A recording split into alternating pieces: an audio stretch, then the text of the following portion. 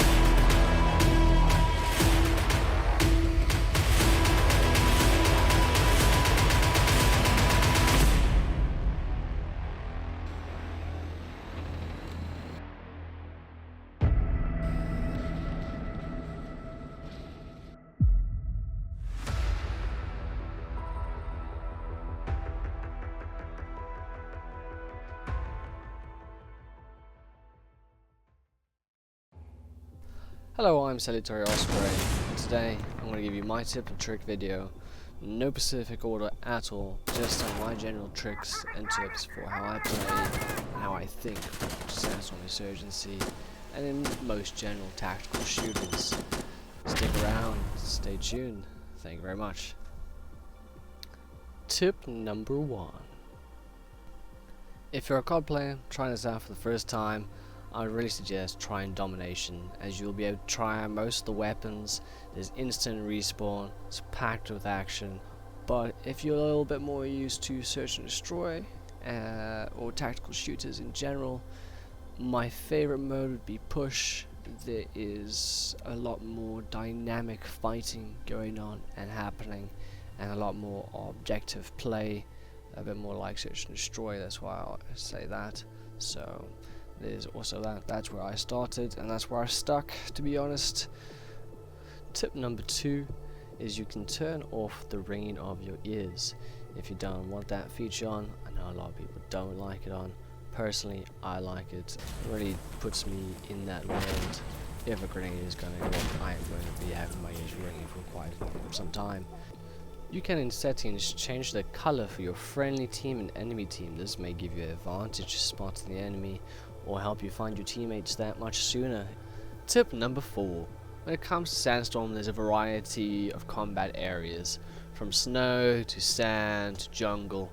It's good to have a variety of saved outfits that you may blend into your surroundings and not get picked off as easily as you could if you were standing out with the red beret, for example.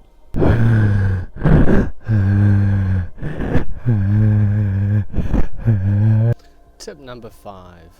When shooting this game, it is good to shoot in single fire and use your trigger finger due to the high recoil that comes from a majority of guns. After some time of playing and getting used to the guns and the mechanics of the game, you could probably handle a gun from medium to long range on full auto, but it is a lot more difficult and it is advised just to use single fire, or majority use single fire. Practice your trigger finger, it will save you in combat. Tip number 6. You can open doors quieter if you aim down sights and open it, rather than just opening it standardly or kick it down, of course, being your loudest option. Your quickest option, obviously, but also your loudest. Tip number 7. While being crouched, your accuracy is highly increased. When you are moving or standing up, your accuracy is not as good as it could be if you were crouched, sitting still, not moving. Your accuracy will be best if you are prone or mounted on an object. Being prone leaves you the most vulnerable though, because you are just, the first thing they're shooting is your head because you're lying on the floor. When you are crouched, you're at least a small target and not as vulnerable as prone. Is your good medium. Tip number 8. This game has staggered loading, so when you're reloading your weapons, if you run mid-reload, you won't have a mag. If you have half a mag and you reload, you'll have half a mag still. It'll be in your inventory. Tip number 9. If you double press your reload, you will do a quicker animation and reload and you will throw away that magazine. It won't stay in your inventory like normal, and your reload speed definitely will be increased compared to standard. Here are some of the animations that go with that.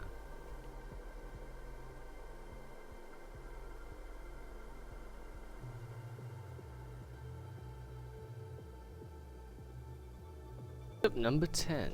You can run through Molotovs if you're on full health, which is so helpful, because you can really surprise most players. They don't expect you to come through burning fire, because they think it's blocked off that area. But you don't know how many times you could probably catch someone off if you just run straight through that fire if you've been on full health. Obviously, if you run through more than one of those, you're gonna die. Tip number 11.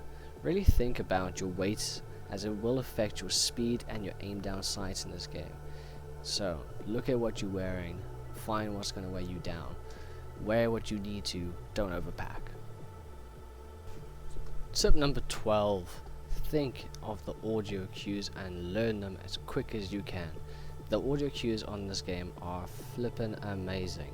They are pinpoint accurate to what the players are doing and where they are, what room they are, what texture they're running on, from the grass to the desert sand. You know if they're reloading, whether they're coughing in the smoke, if they're running, if they're lying down, if they're talking to their teammates, because the proximity chat's not just for you and your team, but for the enemy team as well, if you're in range. So be wary of all these things. This brings me into my next tip. Tip 13. Proximity chat is used a lot in this game for the immersibility, but it does make you a target. You are going to be heard by the enemy will hear you and you can hear them, as long as you're in proximity to each other, and it is a close proximity, but it's very easy to pinpoint each other through the walls and where they are, and you can always listen into what the target might be saying they're going to be doing, where they're moving, what their plans are. Tip number 14. Never stay stagnant. Once you kill a player or a couple players, they will come back. They likely know your position or your rough location.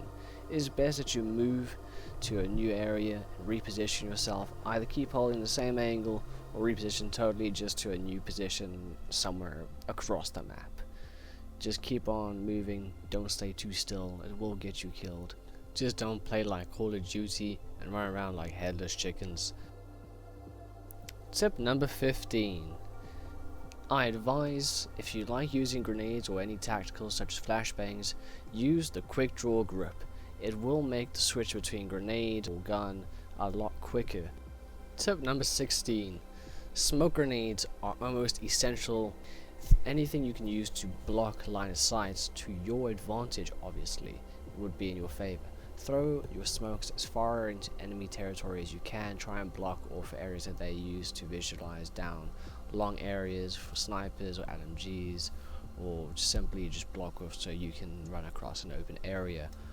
Don't throw them towards where your teammates are in front of you, and I highly advise, no matter what team you run, use a gas mask.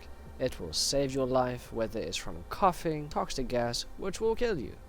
So don't use a laser sight, because even in daytime you can see where the laser is, and at nighttime you get the full laser, not even just a dot on the wall. So just advised in general, don't use a laser sight.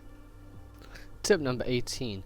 When you need to know how much ammo you have, if you hold down the reload button, it will give you a light grayed out magazine, and that magazine will slowly get lower as you get less ammo, so you'll have a rough estimation of how much ammunition you have left to fire.